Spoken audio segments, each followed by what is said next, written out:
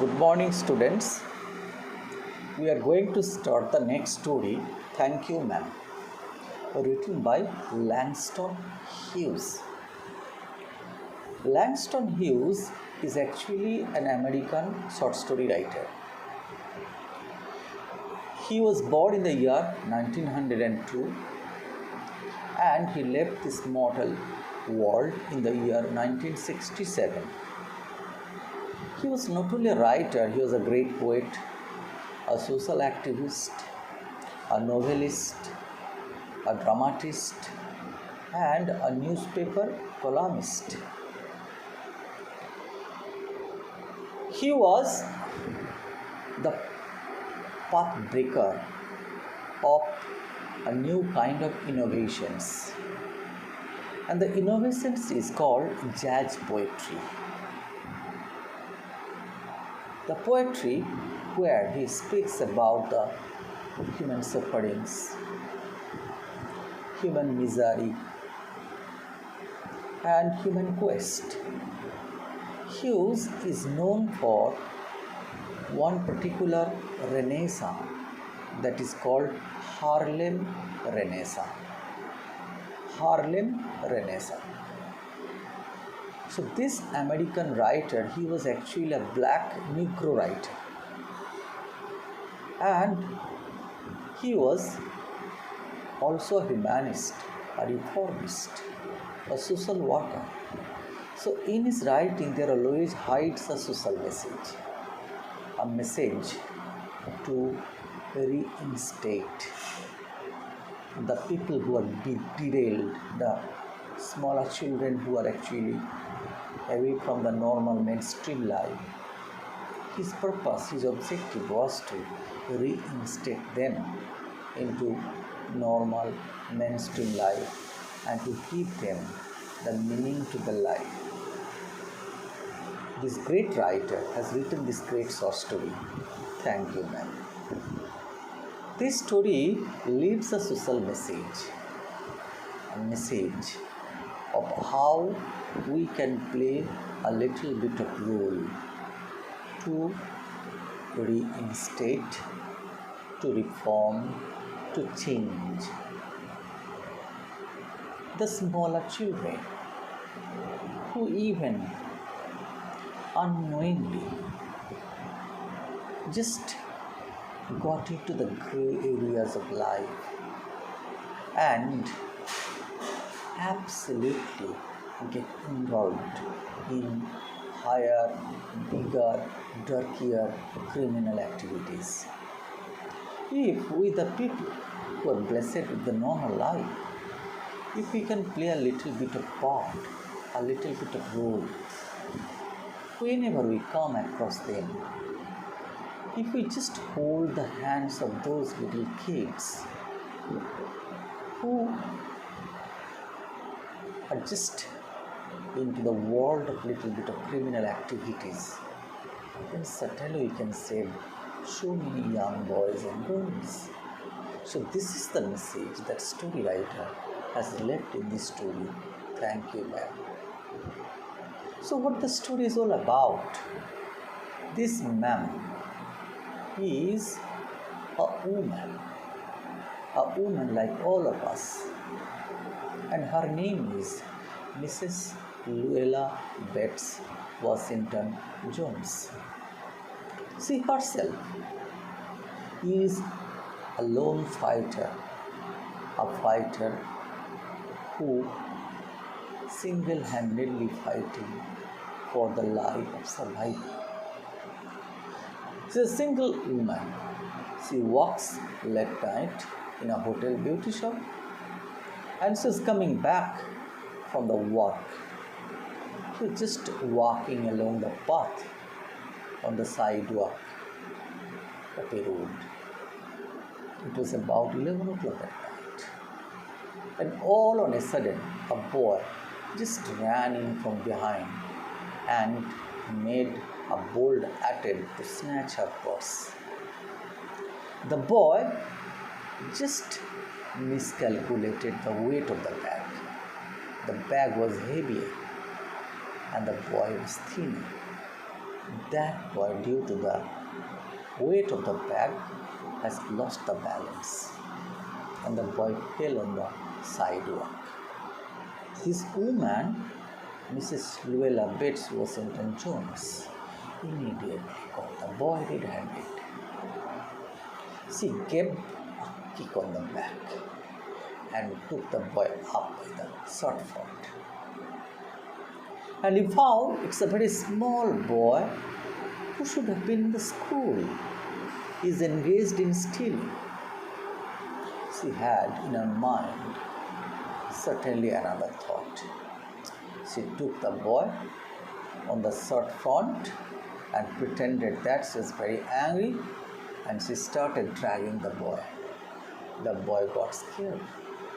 He thought some very unfortunate thing is going to happen. As he was caught red-handed, he'd be handed over to the police. But that woman had somehow another plan. She took the boy home. She let the boy to have a wash. She cooked for the boy. She fed him. She gave love and care. She spoke about her own childhood. She also confessed before this little boy that she also got involved. She also did certain things which are not at all right. So one bad walk doesn't spoil the life. She made the boy to feel convinced that we make mistakes. But as soon as we realize that we make mistake, then certainly we must be giving up the habit of making mistake. And that boy was simply spellbound at the woman's approach. The boy was given $10 as the boy revealed in due course of conversation that he was actually doing this crime in order to fulfill a dream of buying a pair of blue sweatshirts. That woman gave $10 to the boy and let him go. The boy realized the true lesson of life. So out of thankfulness, at the very end of the story, the boy says, "Thank you, ma'am." So the title of the story is "Thank you, ma'am."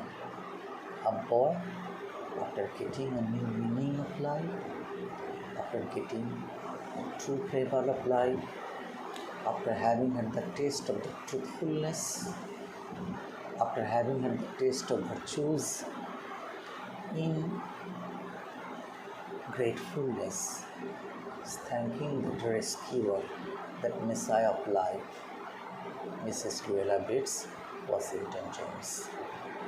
So the story says, "Thank you, ma'am." It's a title given by the boy. It's a title used by the narrator from the very thankful words uttered by the boy at the very end of the story. A title to reckon, a title to recognize, a title to just pay the thankfulness to the rescuer of life. So the title says, "Thank you, ma'am." This is all about the significance of the title of the story. Okay. Now we are going to read the story. Okay. Now listen. She was a large woman with large parts that had everything in it but hammer and nails. The story writer is actually telling the story in the form of a third party observer. Suppose an incident takes place and you are the third party observer. So your observation is progressing as the event progresses. You are not writing the story after having had all the observations complete. The style is as if he is giving the telecast, giving the live telecast what is happening. That is why the story writer has started the story with the pronoun she. The story writer doesn't know the name. The woman who is now right into the event, she is unknown to the story writer. So the story writer begins the story by applying the word pronoun she. And how was she? She was a large woman. She was a healthy, a bulky woman. And what she was carrying? With a large purse. She was carrying a large purse. Purse is actually in Indian sense a very small bag used to keep money. But in America, any kind of side bag is called purse. It's a large, very spacious bag. A bag carried by man, woman to carry little bit of things, not luggage, but a daily use bag. So she was carrying a large purse. Purse means bag, a regular use bag that had everything in it. In that bag, there was everything. There was everything. Actually, whenever a woman walks in the outside, she carries a lot of things for the daily use of her life. That is why in that bag the woman is actually carrying all the necessary things. As she had to be in the outside for a long time, so in daily use she requires a lot of things and she carries all the things in her bag. So that had everything in it. But hammer and nails. But hammer and nails. The story writer is using a little bit of humor. The bag contains almost everything but hammer or nail. N-A-I-L, nail. So nail means a little bit of iron. Nails that we use to dig into the wall or to stick something in a wooden piece or wall, that one, that nail. And hammer which is used to give the blow. So those two things were not in the bag. That means the bag contains almost everything. So just to mean that the story writer using this little bit of humor, the humor of hammer and nails. So that woman is very bulky, is very fatty, and she is returning with a large bag, and that bag contained everything, just it had not contained hammer and nail. It had a long strap. The bag had a long strap, and she carried it slung across the shoulder. The straps of the small leather piece of belt-like strap that is used to hold the bag. And the strap of the bag was long. The strap of the bag was long. It had a long strap, and the long strap slung the bag across the shoulder. So how was she carrying the bag? She was carrying the bag running across her shoulder, and the bag was hanging from the long strap. It was about 11 o'clock at night. Look at the time. The time is 11 o'clock at night. So she had to stay away from her house. Then quite mid at night. So it's about to be middle at night. At 11 o'clock she was coming back home. Okay? And she was walking alone. She was all alone. She was a single woman. And she was coming back from her walk. Just then a boy ran up behind her and tried to snatch her purse. Just then, when she was coming back home, all of a sudden, a boy just ran up from outside from behind, and just at a stroke he wanted to snatch the bag, just like the snatcher, just like the little bit of pickpocket who steals. Then they are called sneak. They are not big dacoit, but they're sneak. A thief who steals little bit of things just for the daily expenses. They are not the professional criminal, but by doing a little bit of sneaking job, and that little bit of sneaking job sometimes made them die-hard criminal. So she snatched the bag, tried to snatch the bag from behind, and she gave a pull. He gave a pull. The strap broke with a single tug. The strap of the bag broke. Broke means cut off.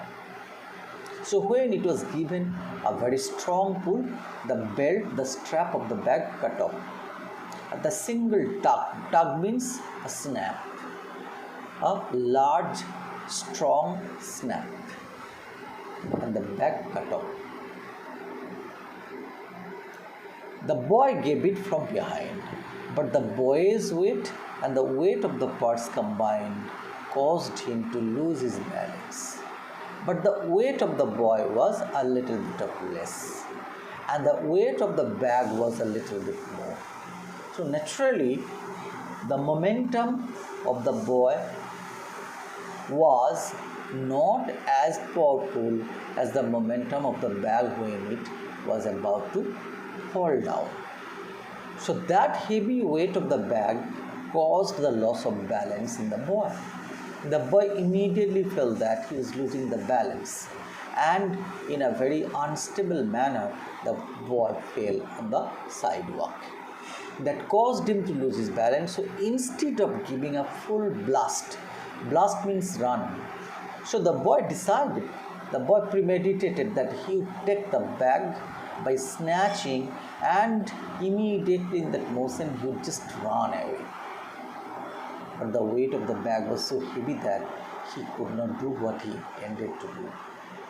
The boy just lost the balance. So he could not get up, or he could not take a full blast, full run as he had hoped, as he had expected.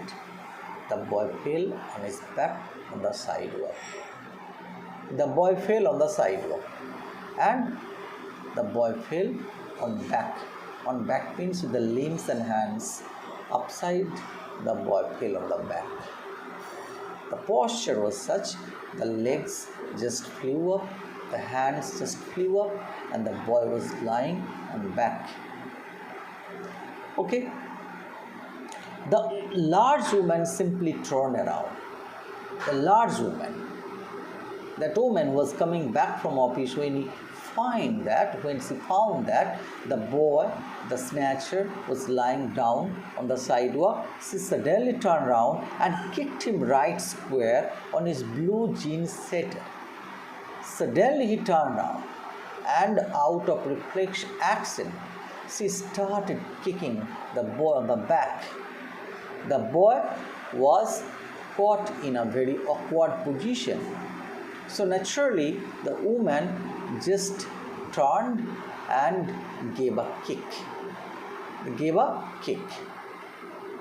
On the back. Blue jean seater. He was wearing a jean, and seater means the buttock. The buttock. Okay, the back. Then she reached down. She bent down, picked the boy up. Lady, pick the boy up. Look at the courage of that woman. She just bent down and picked the boy up by his shirt front. He picked the boy up by his shirt front and shook him, just jerked him so powerfully until his teeth rattled. The woman was naturally, she was a very stout woman, a strong woman, a bulky woman, and the boy was a little bit thinner, fragile, weak.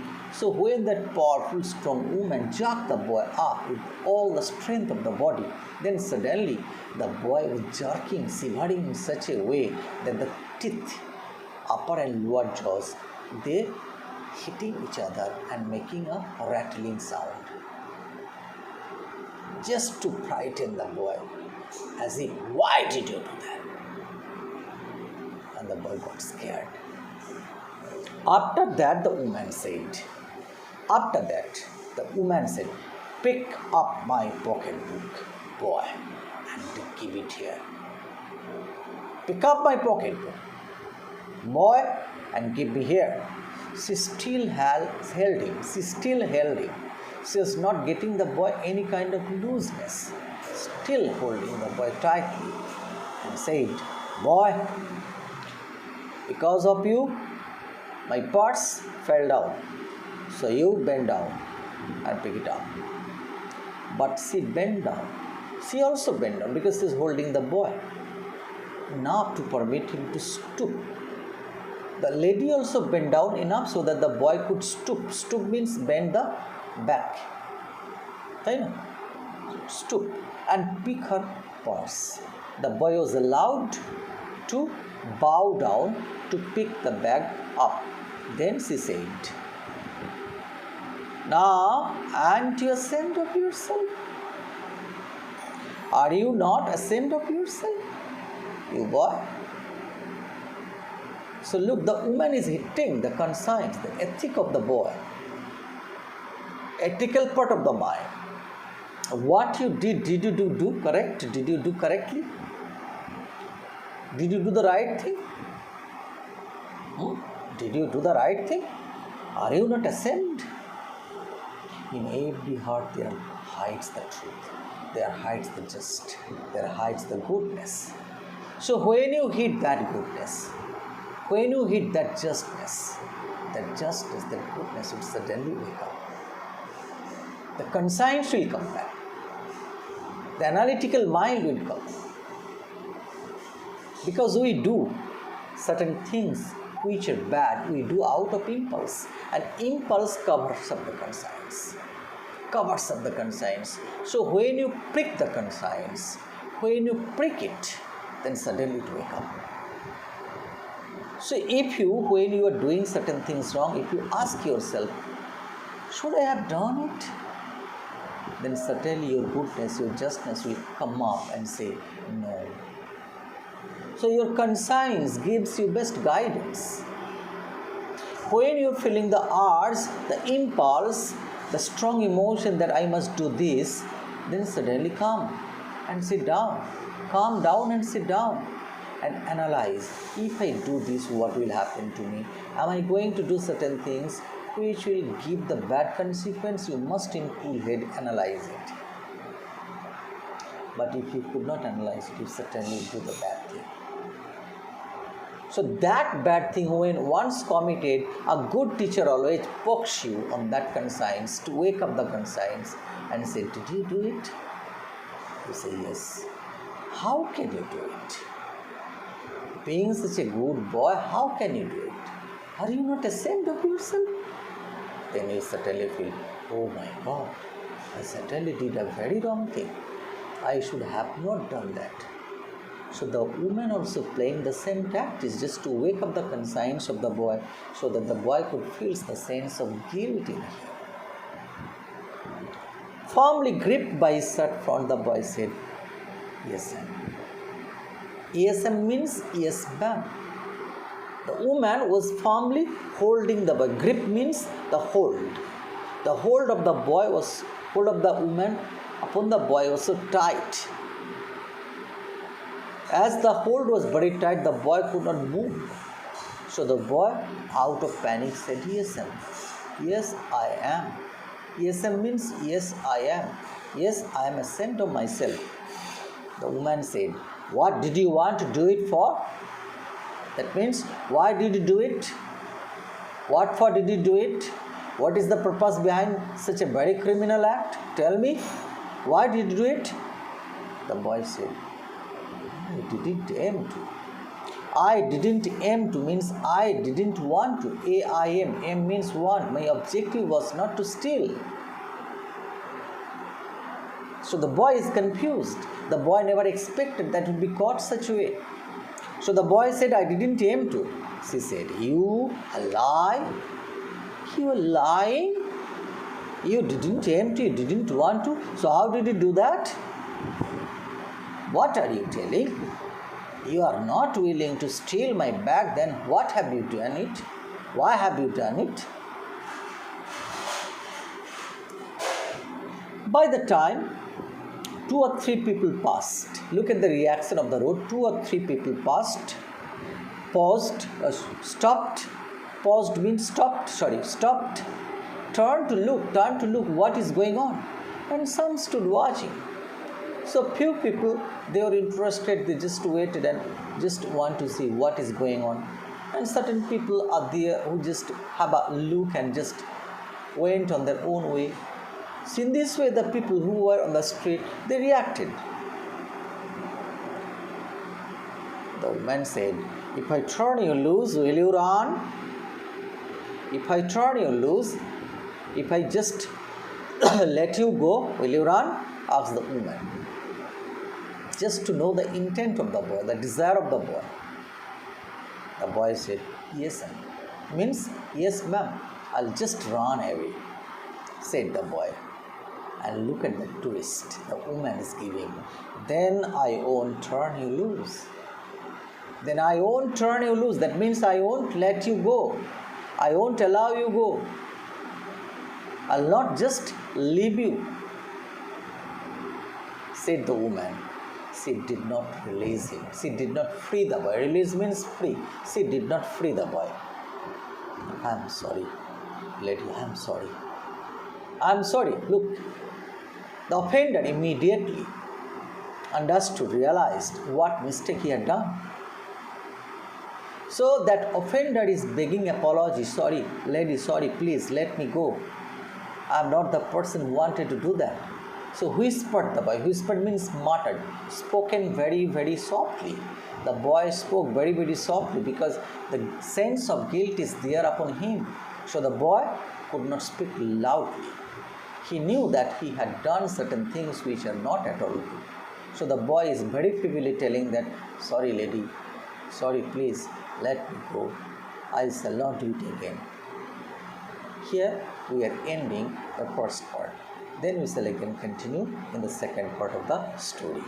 Thank you.